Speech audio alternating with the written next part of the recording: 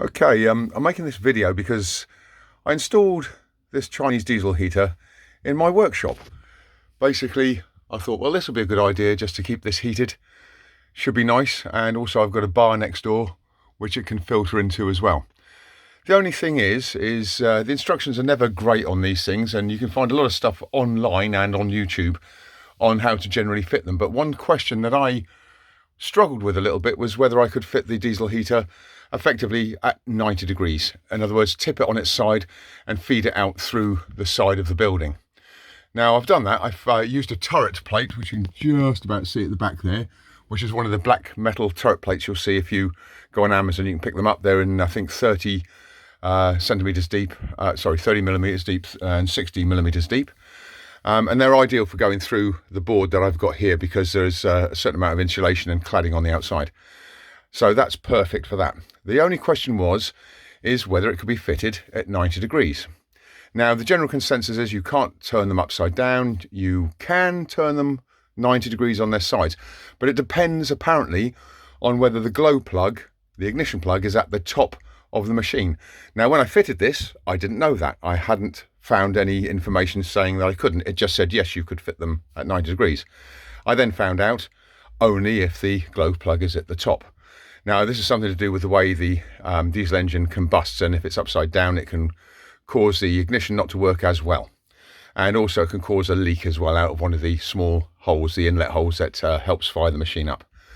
So I did a bit of research online, found very, very little on it. So I decided to have a quick look at it myself and find out how to find out which way up the pump was. Now, I've never had one of these pumps before. I've never been inside one of these pumps before. So I first had to find out how to take one apart. So I first off looked up how to change the heater coil on one of these machines. And somebody kindly on there showed how to get the casing off. So of course, having already fitted this, I've said to myself, well, that's great. I may have to take the whole thing out the wall, and you can guarantee it won't fit the other way round, more holes in the wall, etc., etc.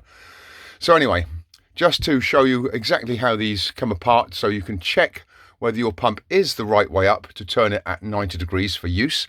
Even though it's not recommended, apparently you can use it at 90 degrees. And I would think possibly in a stationary situation, maybe it might be a little bit safer not being fitted on a vehicle. Anyway, on the back end of the pump, this is where the air intake is. And this is where the heater area of the pump is, and the exit through the pipes to wherever you want the heat to go in the vehicle, or in the shed in this case.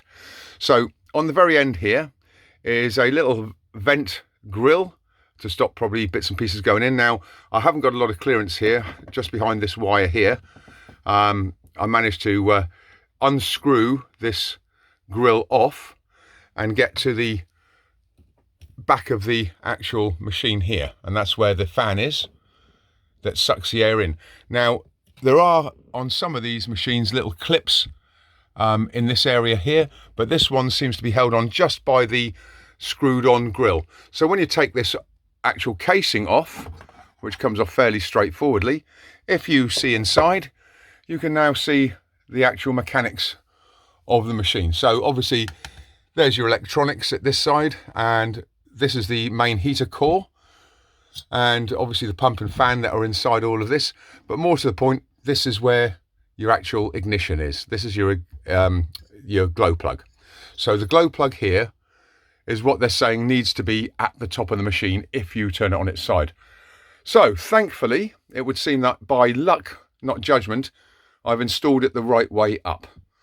So for anybody else that wants to know whether they can install it on its side, I would read all the information first to see if it is suitable.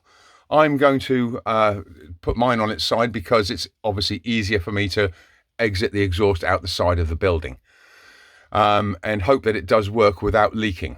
It seems I've got it the right way up for whatever purposes they say it needs to be glow plug at the top. So there you go. That might just clarify it for a few more people that want to put the heater on its side and vent it through a building, or even through the side of their van, because it's a preference. Anyway, thank you for watching the video. I hope that's been helpful to you.